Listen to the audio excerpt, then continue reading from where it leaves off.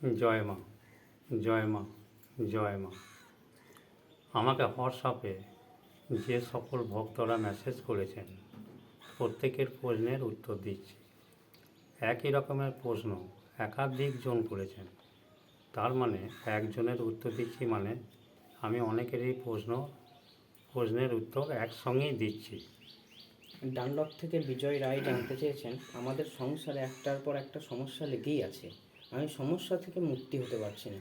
আমি কি সমস্যা থেকে মুক্তি হতে পারবো না? হ্যাঁ, দৈবের কৃপা হলে সবই সম্ভব। আপনি 3 অমাবস্যা সাজনর মা রক্ষাকালী স্থানে পূজা দিন। মায়ের স্থানে পূজা দিয়ে সকল ভক্তই সমস্যা থেকে মুক্ত হয়ে যাচ্ছেন। সিউড়ি থেকে মীরা চ্যাটার্জি জানতে চেয়েছেন, আমি খুবই সমস্যার মধ্যে আছি। আপনি কি সিউড়ি আসবেন? কীভাবে আপনার সঙ্গে আমার সাক্ষাৎ করব? আপনি আমার সঙ্গে 7872680190 এই নাম্বারে যোগাযোগ করুন।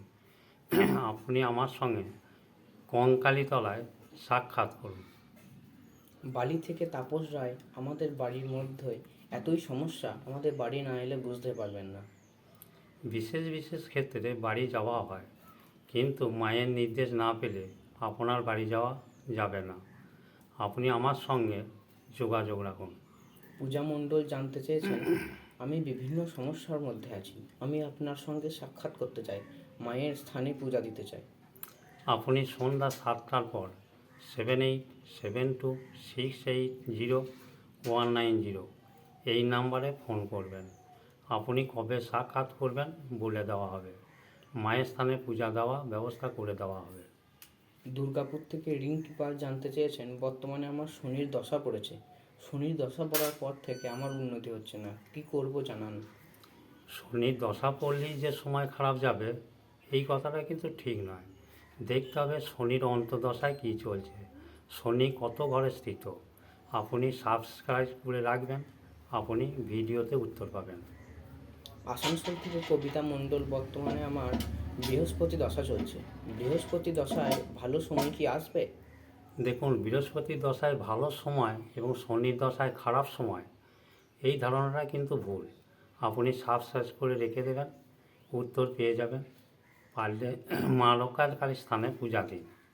বীরভূম থেকে খয়রাসোল বাবু রায় জানতে চেয়েছেন, আমি আপনার সঙ্গে সাক্ষাৎ করতে চাই, আমার বাড়ি একবার আসতেই হবে।